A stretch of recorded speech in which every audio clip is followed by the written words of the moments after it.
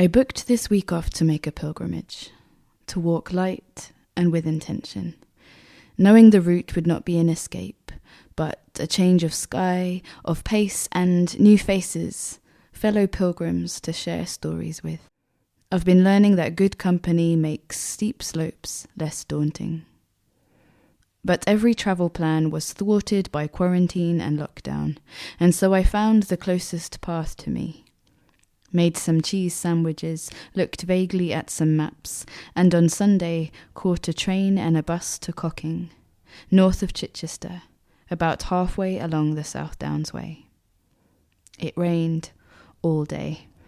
On the bus, I messaged a friend a long overdue check-in. I knew him and his wife had been expecting twins, due one day before mine and my twin sister's birthday.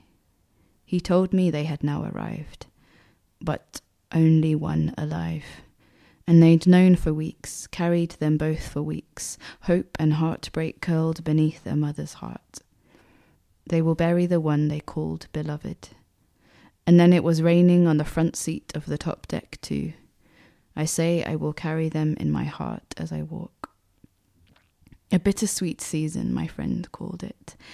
Like the field of sunflowers I pass, half dead, half still clinging stubbornly on to colour.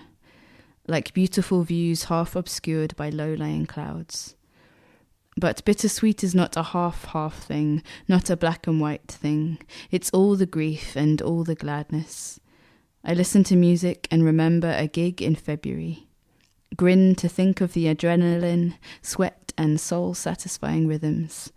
Weep to think of a community I have lost since then. The South Downs Way is well signposted. There's many moments I wish life was too. It rained all day. No one shared the path with me. My fellow pilgrims turned out to be my family, who I WhatsApped when sheltering under trees. I made it to Houghton, near Amberley, and even my hostel experience is solitary, so I'm grateful for friends driving in the dark to eat an evening meal with me. Roast lamb, wine, and bittersweet histories. Monday dawns not rainy. Today my companions are the birds, cows, sheep, pigs that I greet as I pass. My spiritual guides are poets and podcasters, reminding me to hold my own.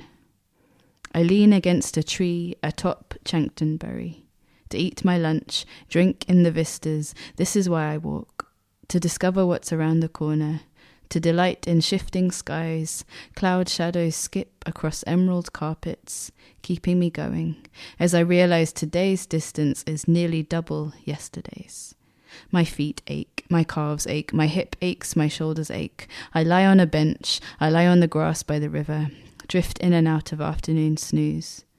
The baby girl called beloved still resting close to my heart. Grief and gladness dance together in the shimmy of long grass.